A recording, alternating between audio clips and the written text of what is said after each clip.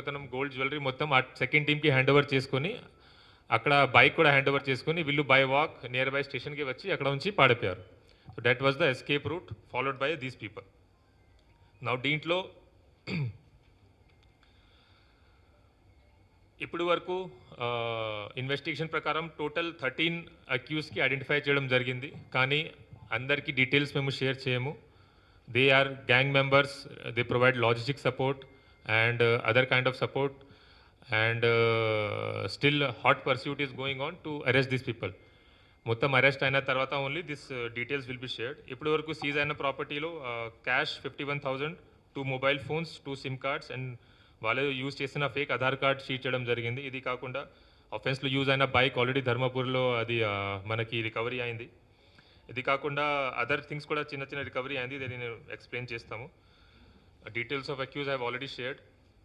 దీంట్లో main Subodh Singh is the gang leader. అతను ప్రస్తుతం పూర్ణియా జైల్లో ఉన్నారు కాబట్టి అతనికి అక్కడ నుంచి పీటీ వరంలో తీసుకొని ఇన్వెస్టిగేషన్లో అతన్ని కూడా ఇంటర్రోగేషన్ చేస్తాము. ఇది కాకుండా other members are absconding. Our teams are still working in different states to apprehend them. వాళ్ళు ఎక్కడెక్కడ తిరుగుతున్నారో I will not share the details. కానీ soon I'm confident that will arrest them. Now ఈ గ్యాంగ్ గురించి how it operates I like to explain. And police వాళ్ళు ఎంత effort చేశారో అది కూడా ఎక్స్ప్లెయిన్ చేస్తాను.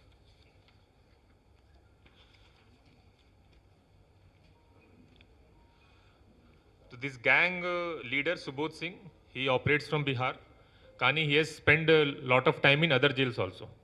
సో ఇతను ఆసన్సోల్ జైల్లో, అలీపూర్ జైల్లో, ఒడిశాలో ఒక జైల్లో, పట్నాలో బియూర్ జైల్లో, అన్ని జైల్స్లో టైం స్పెండ్ చేశారు. సో వాట్ హీ డస్, ఇతను అక్కడ ఉన్న ఆల్రెడీ పాత ఆఫెండర్స్కి ఐడెంటిఫై చేస్తారు. ఈ కేసులో ఇన్వాల్వ్ అయిన అన్ని ఆఫెండర్స్ మీద పాత డకాతి కేసు ఉంది, ఆర్మ్స్ యాక్ట్ కేసు ఉంది, ఒక అక్యూజ్ రవీష్ కుమార్ మీద 2 మర్డర్ కేసు కూడా ఉన్నాయి. So they are already wanted in their state. Raghunath Karmakar is a rowdy sheeter in Asansol, ఉన్న police station in Asansol commissionerate also. So ఈ టైప్ ఆఫ్ గ్యాంగ్ మెంబర్స్కి ఐడెంటిఫై చేసి రిక్రూట్ చేస్తారు. He provides regular salary also some times.